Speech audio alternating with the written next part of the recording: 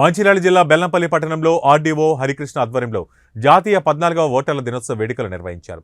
MRO Sudhakar, municipal commissioner Bhujangam, విద్యార్థులు, revenue, municipal సిబ్బంది, ఆర్పీలు, ఉపాధ్యాయులు తిలక్ స్టేడియం నుండి కాంటా చౌరస్తా వరకు ర్యాలీగా వెళ్లి ఓటు ప్రతిజ్ఞ చేశారు. అనంతరం ఆర్డీఓ హరికృష్ణ, ఎంఆర్ఓ సుధాకర్ మాట్లాడారు. ఓటు ప్రాముఖ్యతను తెలియజేసే ప్రయత్నంలో భాగంగా ర్యాలీ నిర్వహించామన్నారు. 18 సంవత్సరాలు నిండిన ప్రతి ఒక్కరూ ఓటు నమోదు చేసుకుని ప్రతి ఎన్నికలలో వారి ఓటు హక్కును వినియోగించుకోవాలని కోరారు. 14వ జాతీయ ఓటర్ల దినోత్సవ శుభాకాంక్షలు చేస్తూ భారత ఎన్నికల సంఘం తరఫున ప్రతి సంవత్సరం జనవరి 25 తారీఖు నాడు జాతీయ ఓటర్ల దినోత్సవం నిర్వహించడానికి పురస్కరించుకుని ఈరోజు బెల్లంపల్లి పట్టణంలో స్కూల్ పిల్లల కింద ర్యాలీ నిర్వహించడం జరిగింది. ఈ కార్యక్రమంలో పాల్గొన్న ప్రతి ఒక్కరికి ధన్యవాదాలు. 25 జనవరి ప్రతి సంవత్సరం మనము ఓటర్ల దినోత్సవంగా మన భారత ఎన్నికల సంఘం ఆదేశాంతం జరుపుకుంటున్నాము. ఈరోజు చాలా ముఖ్యమైన రోజు. ఎందుకంటే ఓటు హక్కు యొక్క ప్రాముఖ్యతను, ఓటుతోటి మనం జీవితాలు ఎట్లా ఉంటాయో దాని ఉద్దేశం ప్రకారం మనము ప్రతి ఒక్కరు తెలవాలనే ఉద్దేశంతో మన భారత ఎన్నికల సంఘం ప్రతి 25 తారీఖు జనవరి 20 తారీఖు ఈ దినాన్ని పాటిస్తున్నది.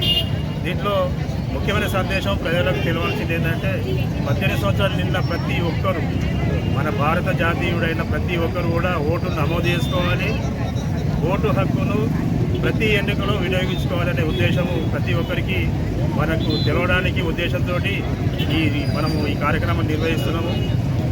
దీంట్లో మనం రాబోయే పార్లమెంట్ ఎలక్షన్లో కానీ, తర్వాత గ్రామ పంచాయతీ ఎలక్షన్లు కానీ, మున్సిపాలిటీ కానీ, తర్వాత జెడ్పీటీసీ కానీ, జెడ్పీ చైర్మన్స్ కానీ, ఏ ఎన్నికలైనా ఈ ఓటర్ల జాబితా అనేది ప్రామాణికమవుతుంది. ఇప్పుడు మనకు మొన్ననే 22 తారీఖు వరకు ఓటర్ల నమోదు కార్యక్రమం జరిగింది. ఈ కార్యక్రమం అనేది నిరంతరంగా జరుగుతుంది. కాబట్టి మన బెల్లంపల్లి నియోజకవర్గ ప్రజలు, ముఖ్యంగా బెల్లంపల్లి మండల ప్రజలకు తెలిపేది ఏంటంటే, మీ పిఎల్ఓలు ఇవాళ కూడా పోలింగ్ కేంద్రాల్లో ఉన్నారు. మీ ఓటు హక్కు, మీ ఓటు అనేది ఉన్నదా లేదా ఒకసారి వాళ్ళ దగ్గర ఉన్న ఓటర్ల జాబితాలో మీరు వెరిఫై చేసుకోవాలి. ఒకవేళ లేకుంటే ఇప్పటికైనా మీరు ఆన్లైన్లో అప్లై చేసుకుంటే ఈ ప్రాసెస్ అనేది కంటిన్యూగా ఉంటుంది. కాబట్టి ఈ అవకాశాన్ని వినియోగించుకోవాలి.